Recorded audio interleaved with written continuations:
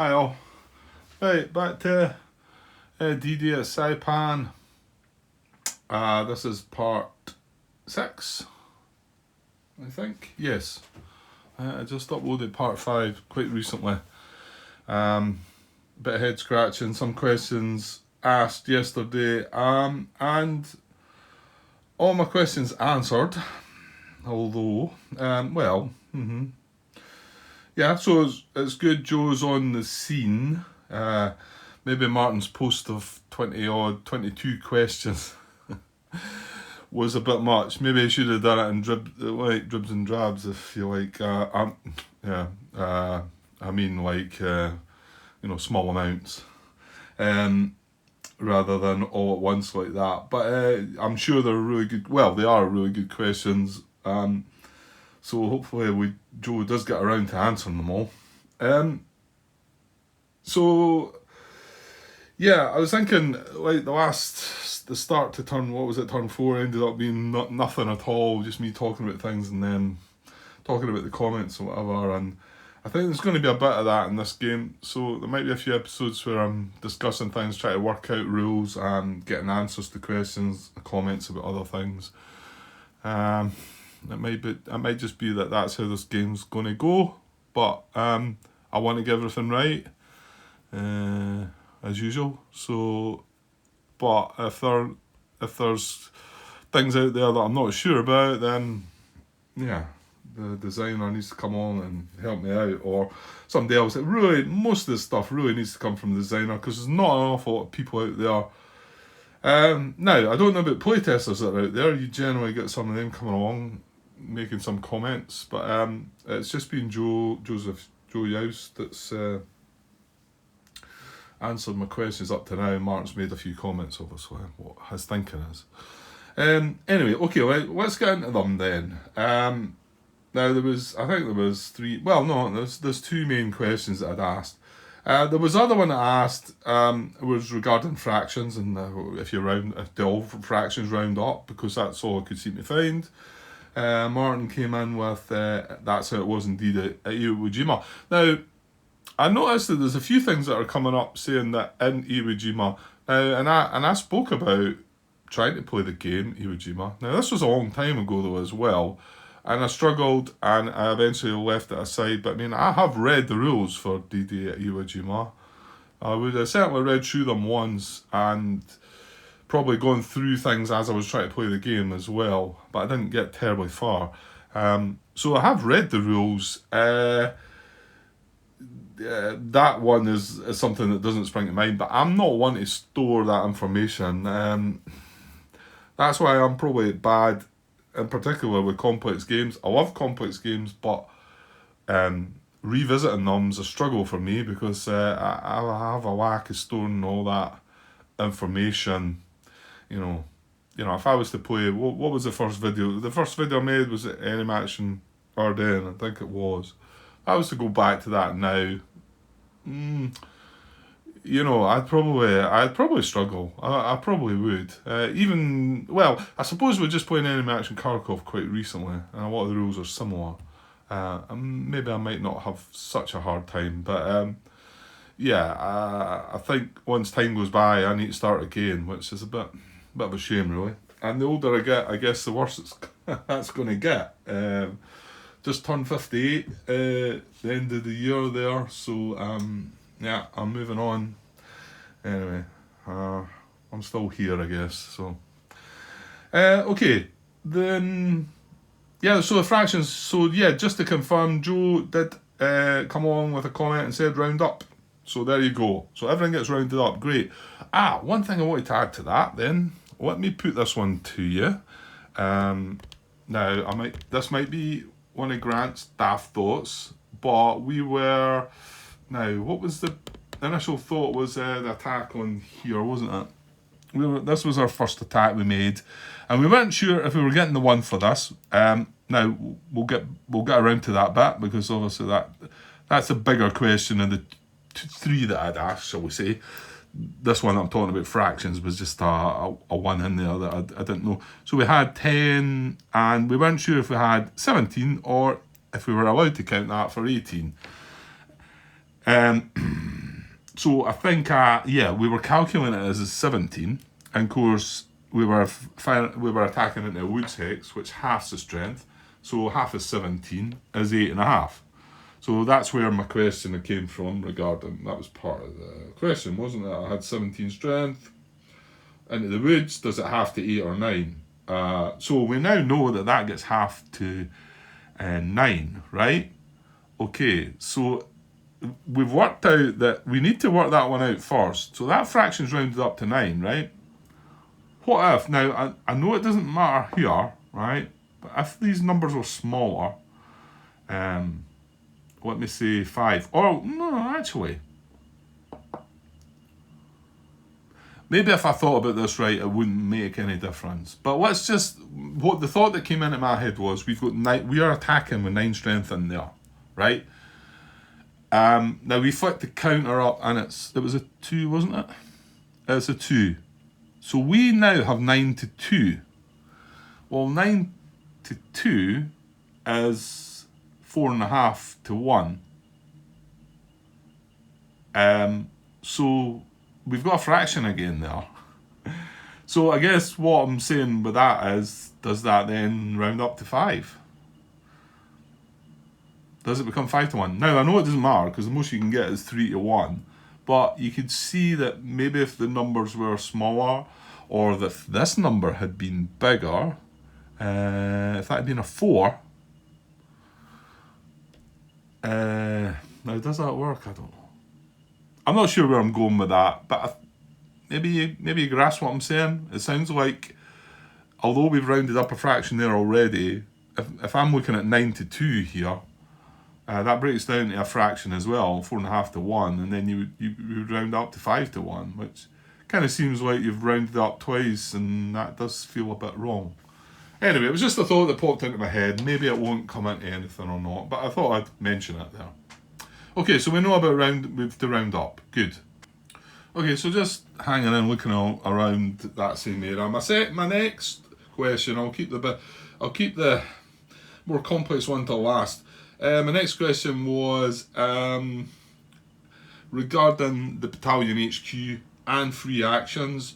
And my question was, the fact it says infantry units are stacked with, free action number 5 and 7 point, whatever it is,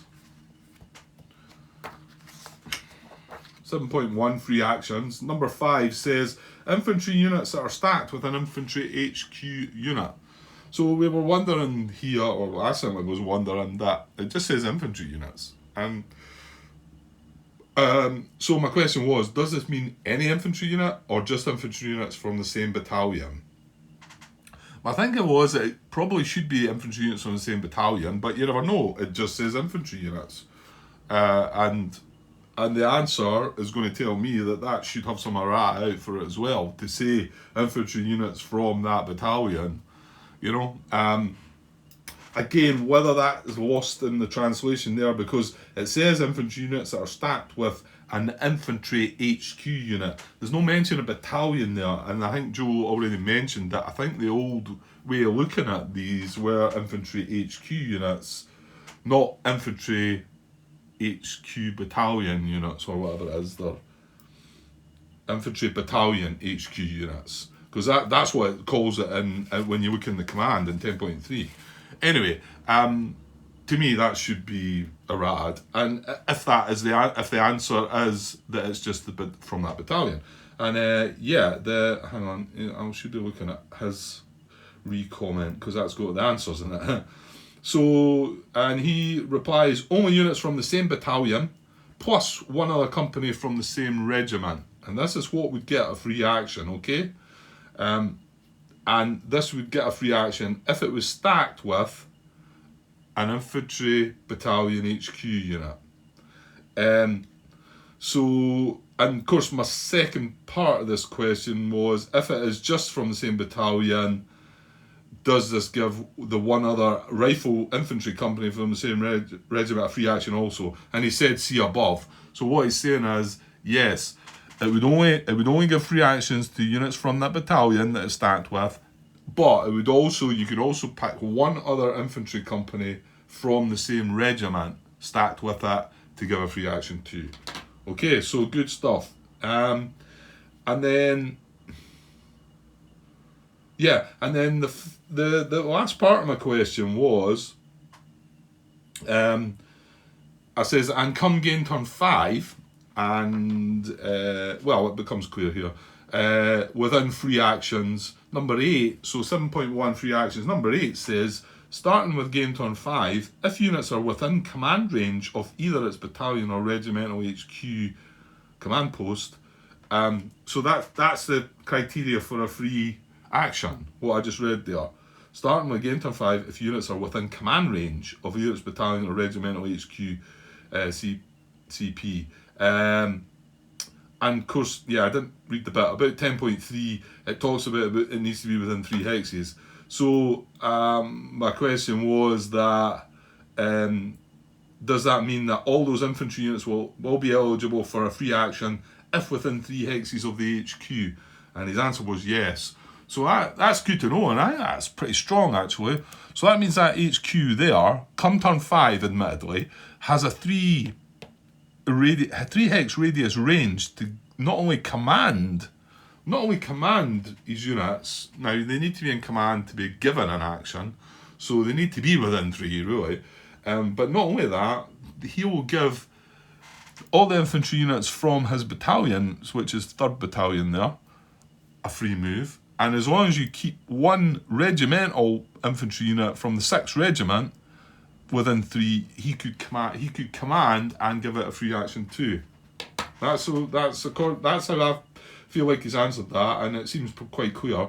So good one, thanks for that, Joe. And yeah, now we get into the bit that's probably going to take me to half an hour before I even start playing. I think I get the feeling this isn't going to be able to be read straightforward and understood. Now, I read it at first, it was late last night though, and in fact, I think it might have been early this morning when I looked at it, so I was still half asleep, and I was like, oh, this is, the way he's answered the question as well was, well, just the format, it's difficult to read into it, but no, he has put the answers at the right part.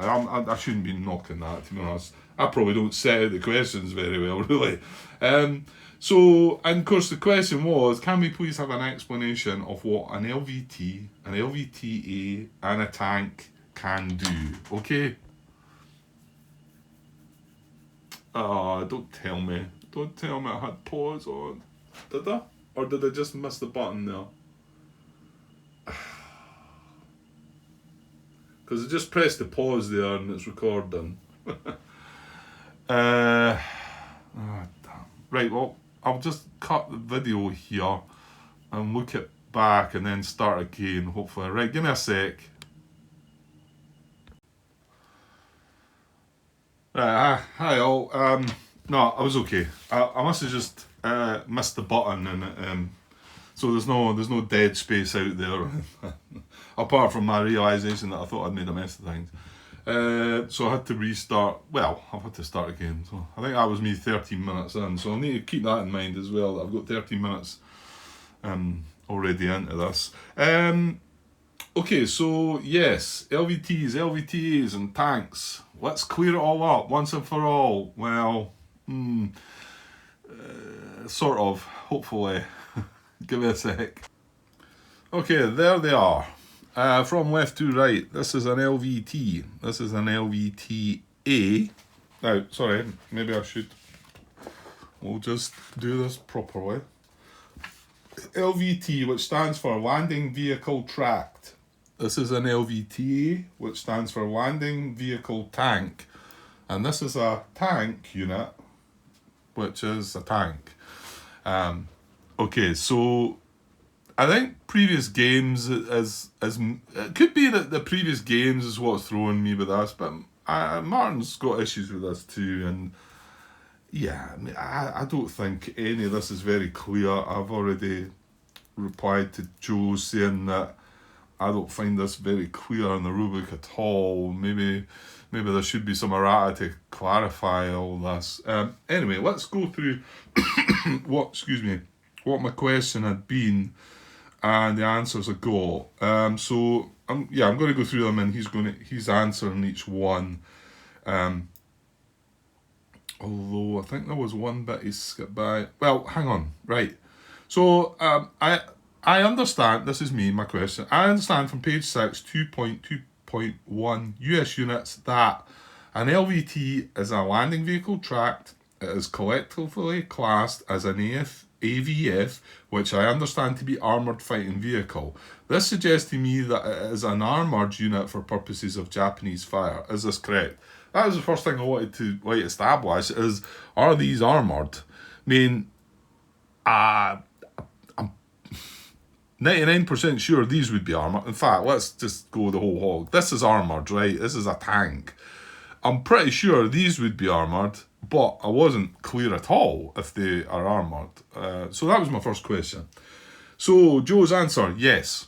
There you go, right? So this is armoured. So that kind of tells me that these units are all going to be armoured.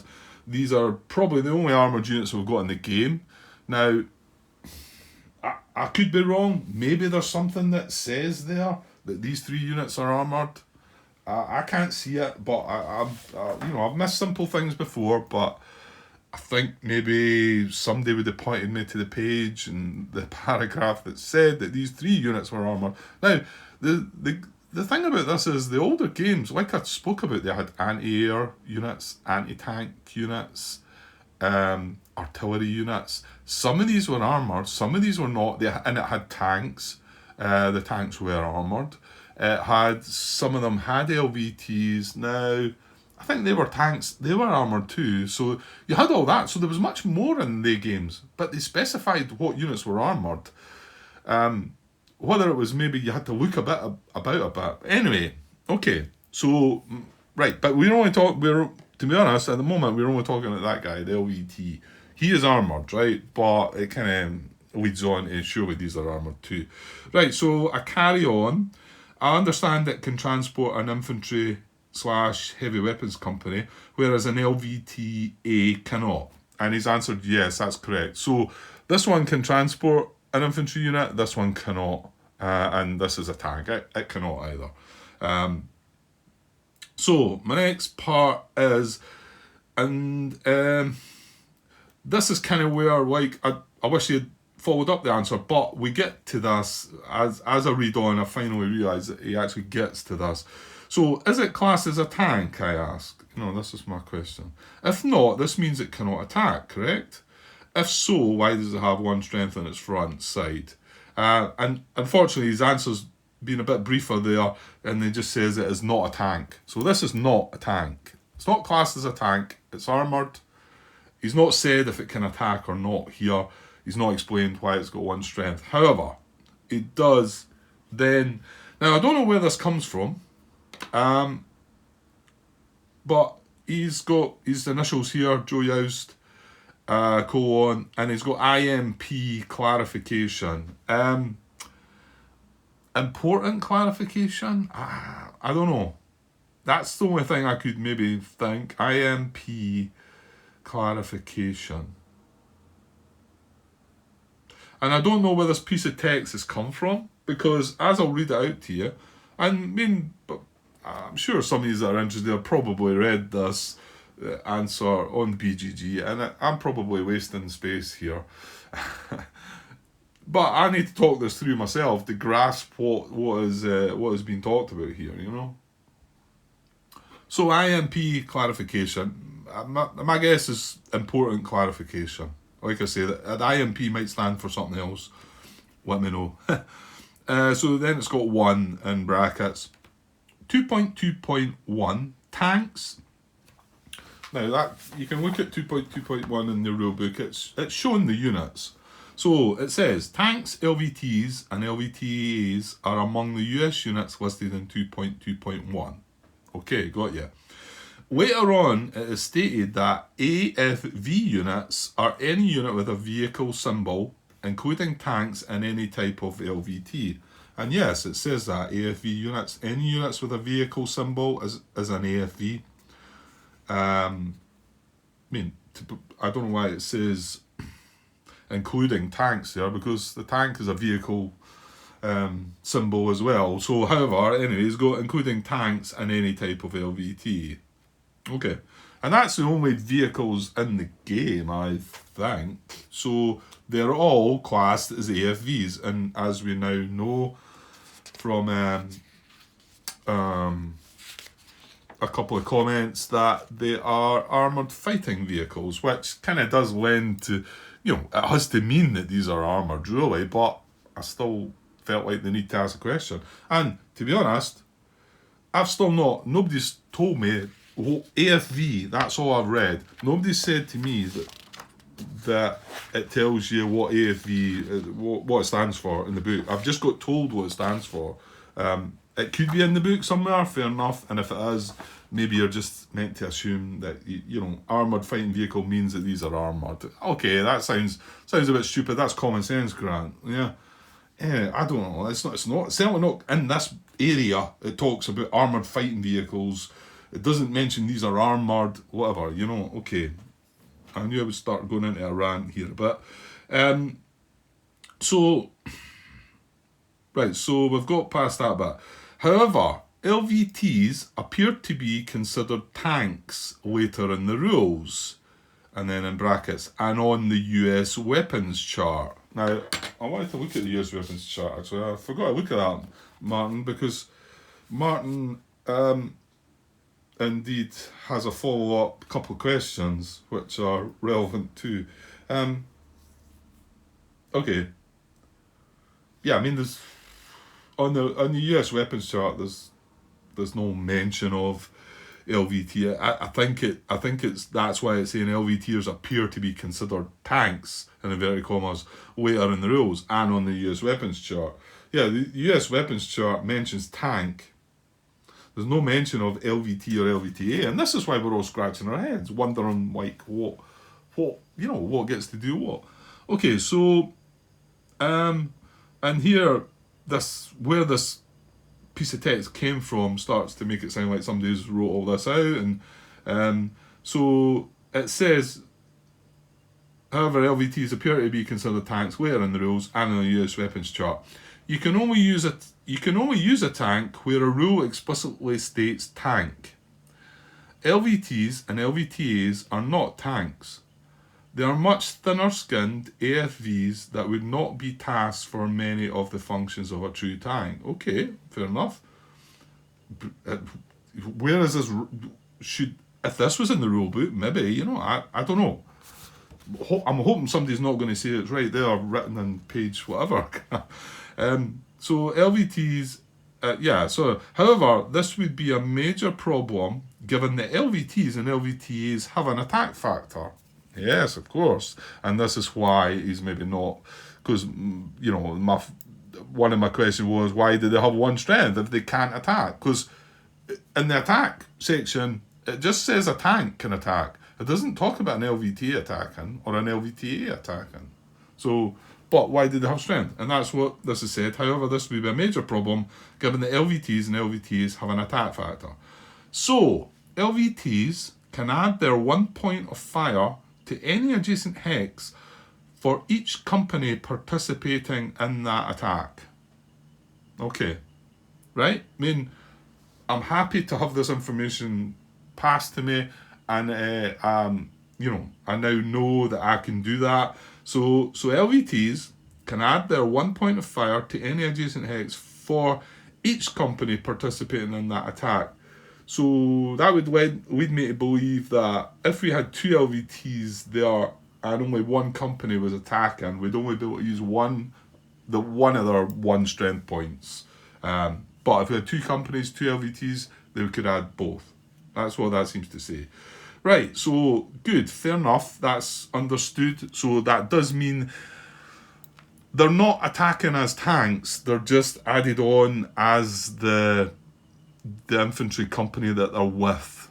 Okay, yeah, that's fine. That's that's good, but it's not in the rules, or well, I didn't see it.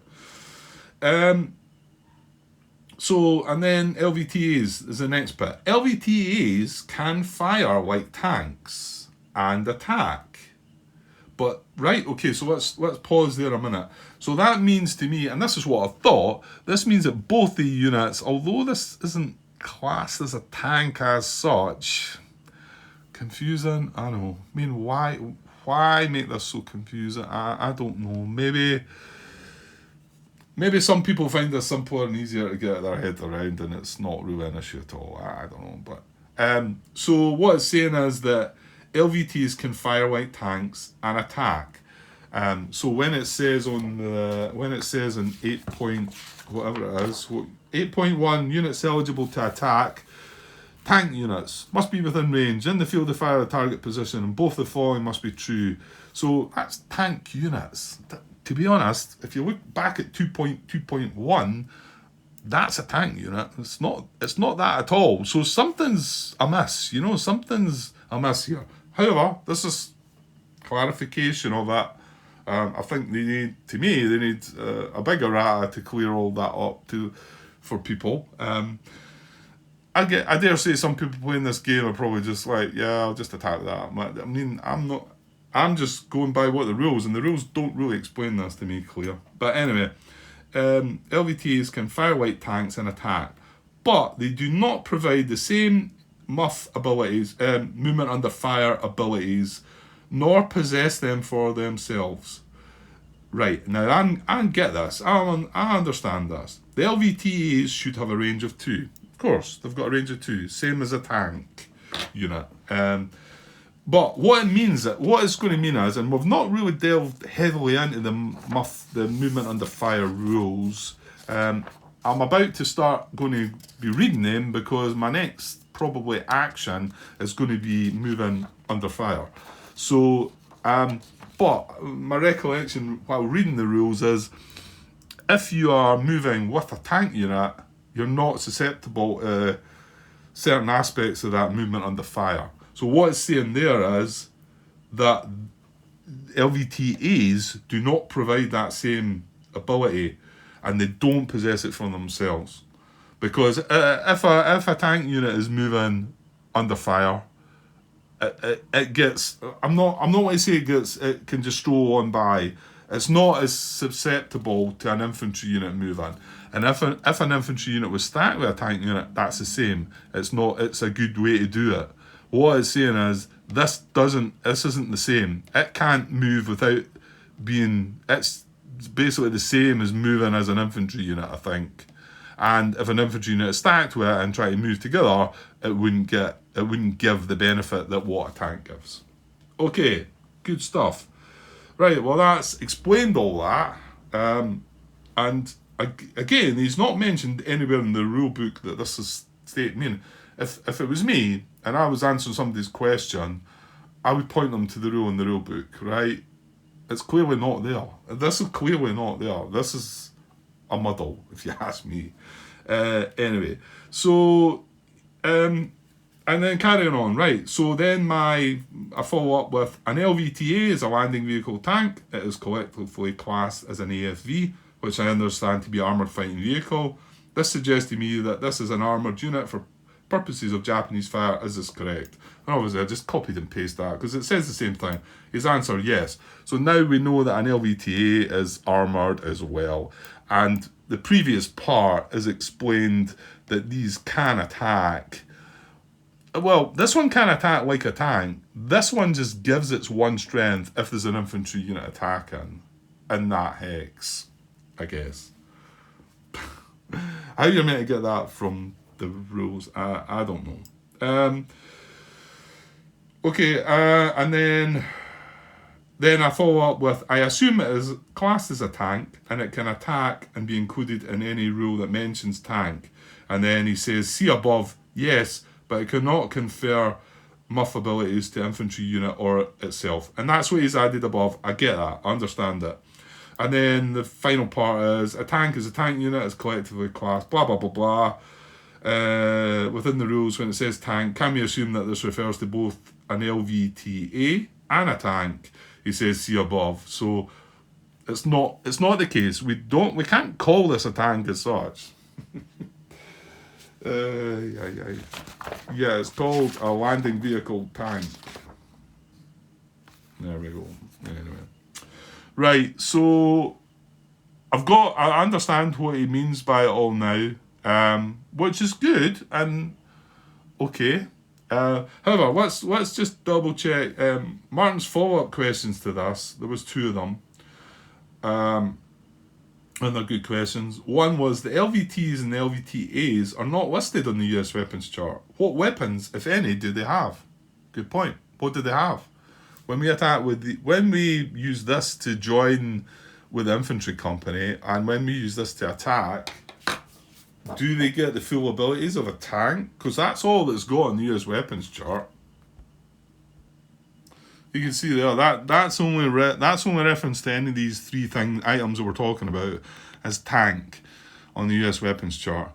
So when that LVT uses its 1 strength to join in, does it bring any of these weapons? These are the weapons that a tank would bring: artillery, bazooka, and machine gun. And if it was firing adjacent, well, to be honest, the LVT would have to be adjacent because it doesn't have a range. So if it was adjacent, so did we get all 4 of the weapons for an LVT? I'm not so sure that would be right. I mean, it's just really a landing vehicle, isn't it? I wouldn't think it carried all the weapons, but maybe. So it's a valid question. And also the LVTAs, okay, you can maybe think that, and they can fire at two of a range, so they could have artillery, bazooka, machine gun, and also a flamethrower if they were adjacent. Or they would lose the flamethrower if they're firing from 2 range. But again, this just talks about tanks. So we're waiting. Again, Joe's not followed up with an answer to that question. So fingers crossed that he does. And then Martin's second question is, so if I understand correctly, LVTAs, but not LVTs, can, under the proper circumstances, do the following. And he's highlighted all the rules, which is maybe worthwhile. I know this is going to take so much time. Yeah, and why he's asking us about LVTAs, not LVTs, is because Joe has said that an LVTA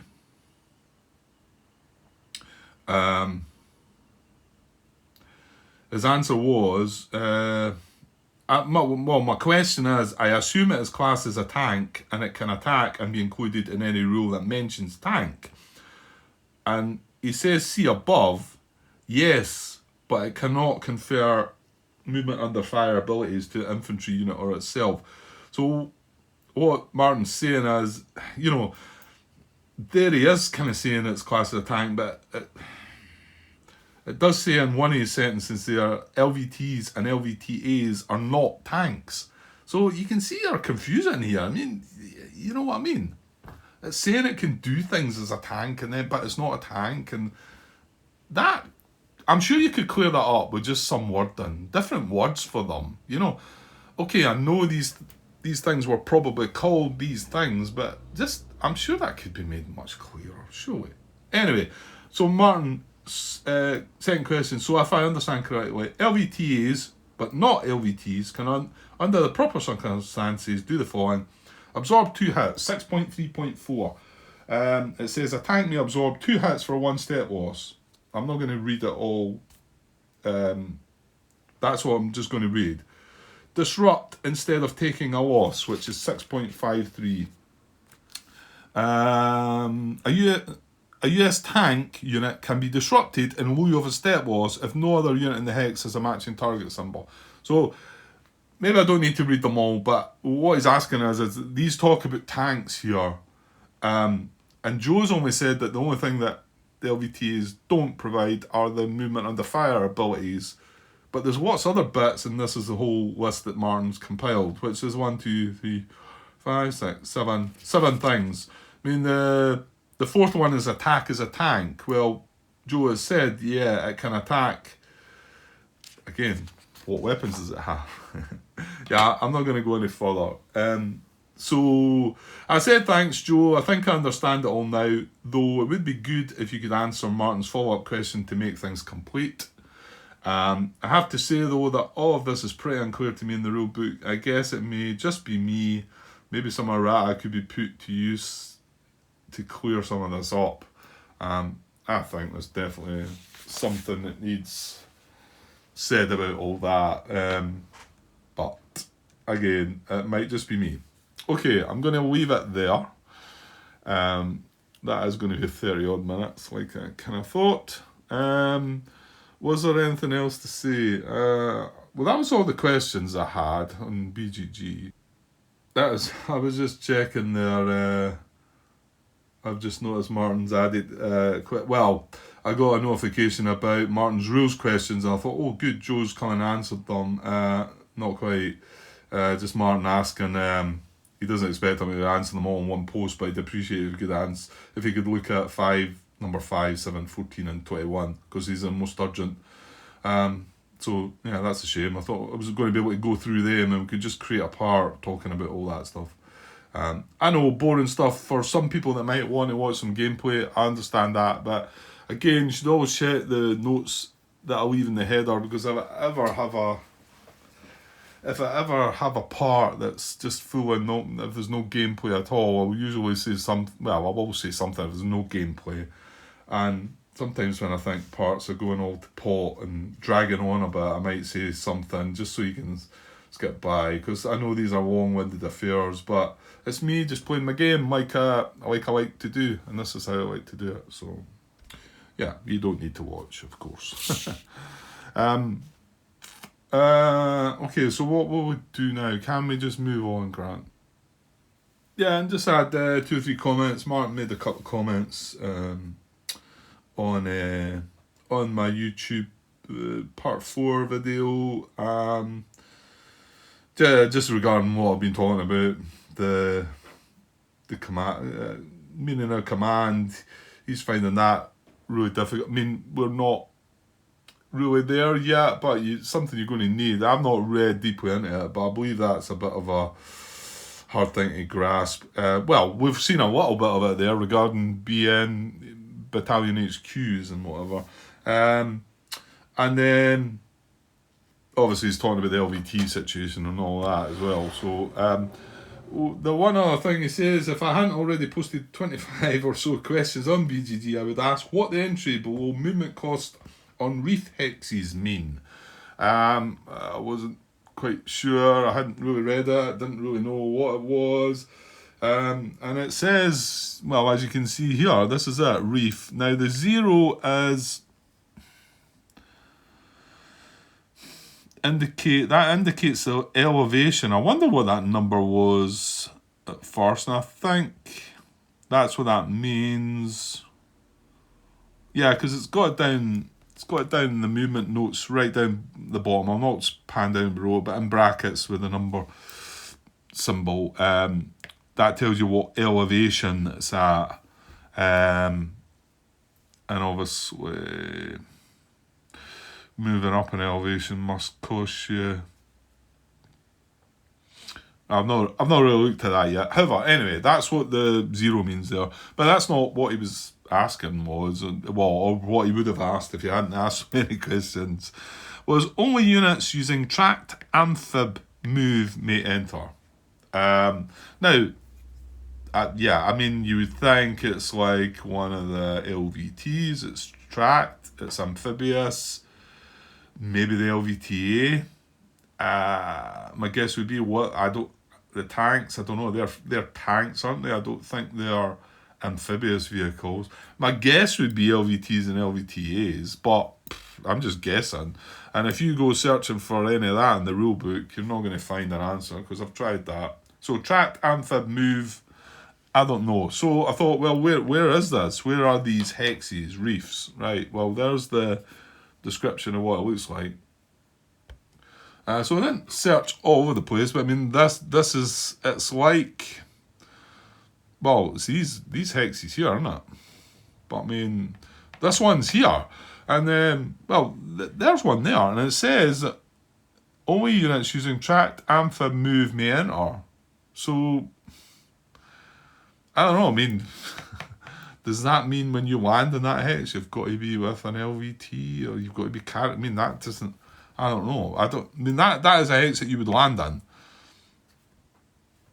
And it says that only units using tracked amphib move may enter. And all the other ones, I mean, they're all on they're all around the sea areas. You know, there's not any inland. It's not like there's anything in here. It's all on the edges, and there's a load, sorry, bright light down there, I know. There's all these here. There's this one here, which actually has, you might not see it, but it's got a blue steady fire dot from that position. And that's a reef hex. But I don't know, I mean, it seems to suggest maybe some units could move along this area if they were tracked amphib. But yeah, I don't know, and my answer was I have no idea what that means, or even when I may need to know what it means. If it comes up my playthrough, I will certainly ask a question. I can't see that coming up in my playthrough. Who knows, maybe we'll see something that says, oh, right, now we need to know what that means. But yeah, sorry Martin, we'll just need to, or maybe once you get your 25 questions answered, you can go and ask that one. I will ask it if it comes up, but it's on my video here as well, and Joe he must have been looking at some of it, whether he's got the whether he's got the patience to listen to me blabbering on for hours on end. I don't know right enough. And yeah, we got I got Michael from Ohio. Yes, I was right, he said. Good. Thank you, Michael. I'm glad I got that right and didn't insult you. And then couple of comments from Michael. I can't remember your second name now, Michael. Kostarinos, maybe? From Greece. Michael from Greece, shall we say. Who followed along, and he's still playing. He's still got his playthrough Enemy Action Kharkov going. He takes the rules very seriously, like myself. Yes, he's not. English is not his first language. However, I think he made a great job of coming across, Michael. Don't worry about you. I mean, I don't know any Greek, so you know, us British mainly are really a bit. There's a word I want to use there, but I better be careful. Can't think what it is actually. It's probably all right, but we're very rude. We're kind of rude when it comes to like other people's languages and that. So I should not criticise, and I don't. You know, anybody that can speak English from another country, you know, good for them. But we're lazy. Lazy is a good one. That'll do. Anyway, he's made a couple of comments supporting the playthrough. Seems to think I'm going to struggle a bit, as he's watched a bit of part 5, I think, recently. So well, whether he watched it all or not. But yeah, I can see we are kind of been struggling a little bit. However, we've got the answers at the moment to carry on. Although Martin's frustration is obviously now he's probably playing his own game and needing to know some of the answers. Where I'm taking that long that it's going to be a while before I need the answers, Martin. But yeah, I hope you get them soon. I do. Right, but thanks for all the comments. Mr. Superfowl. Sorry, forgot about you, Mr. Superfowl. Mr. Superfowl? Yeah, I'm assuming your name's Fowl, but maybe not.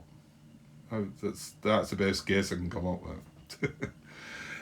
He says that this game looks disappointingly complex compared to the first 3 games in the series. I said hi, yeah, it is more complex than the first 3 games. The 4th game in the series, Iwo Jima, was probably even more complex, but had a terrible rules set to boot. Maybe that's a strong word, terrible. Yeah, maybe I should have toned that down a bit. Sorry, Joe, but well, I can cope with it. Whether I maybe got out again, put the video camera on and went through it again slowly, maybe, but I don't know. I think it's probably the first solo war game that I was looking forward to, although I did know that a lot of people had made, you know, talked poorly about it. But it was the first one that I couldn't, I had to stop. I couldn't really I mean, Fields of Fire, I played that, and that rulebook is a struggle. But you can actually battle your way through that. I found I couldn't with that. So anyway, yeah. So and then he's also commented recently about it'd be good if someone in BGG added a flip chart with all the rules. Yeah, the flip charts were good. I used them at first, and then found I wasn't really using them, and I was still looking at the rule book. But they are good. I think a lot of people rave about them. I did have them all printed out for Omaha, Tarawa, and Peleliu, and I think I used them to some extent at first. And then when I done my playthrough at Omaha, I started to try and use it, and then I found myself just quite happy referring to the rule book. The problem is with a flip chart for this game, if you could flip it, if somebody explained what I've just been struggling through there and added that to their flip chart, yes, by all means, but that should be in the rulebook. And yet, maybe it is, maybe somebody's going to point me to rule such and such, and it'll tell me all about tanks and LVTs and battalion HQs and command and all that. Anyway. Okay, I think it would have been referenced to me by now, but okay, Grant, you're going on a bit. Right, well, what we could do here is finish the actions for. No, that'd be cruel. Maybe I should just. Well, I've got 30 minutes. That's 45 minutes. Should I just cut this as a part and then move on and? I kind of felt like it would be another part with nothing moving, just me talking. And there you go. Looks like it has been.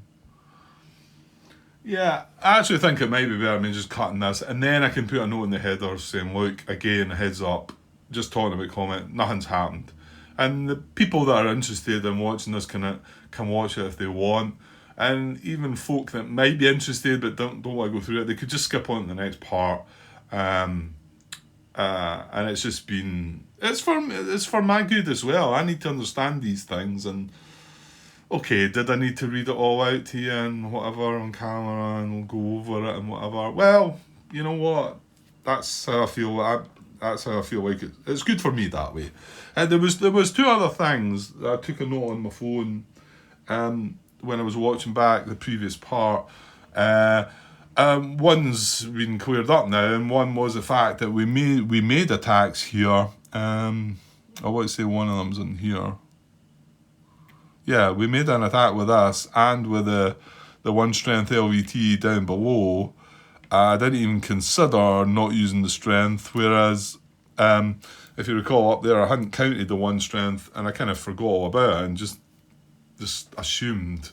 Turns out we were right with that, because that 1 LVT, going by what Joe's just said, can support the attack with this infantry company, and also this can attack sort of like a tank, but not a tank, sort of. Now, we didn't have any weapons issues. However, Martin's question is quite valid, because if we had attacked there and let's just say artillery came up as a weapon requirement, I mean, we've got everything else.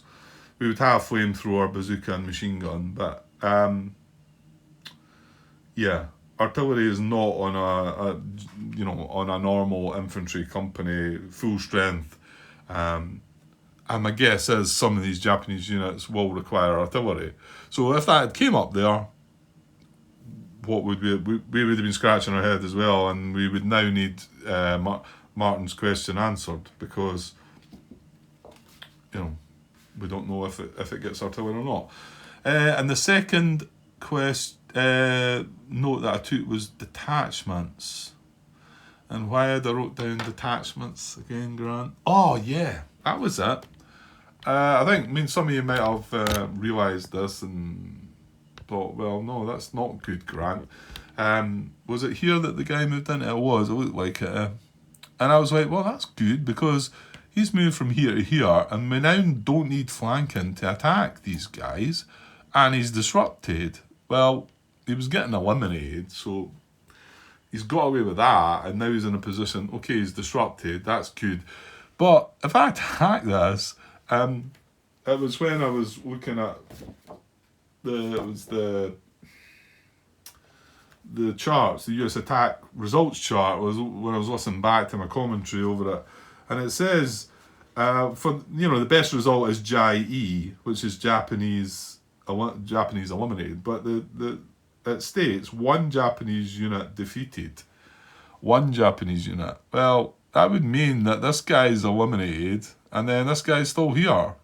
I'm also wondering what would happen if they weren't disrupted at the time and we got that result. Would that just mean that that guy was eliminated and then that guy was not even disrupted?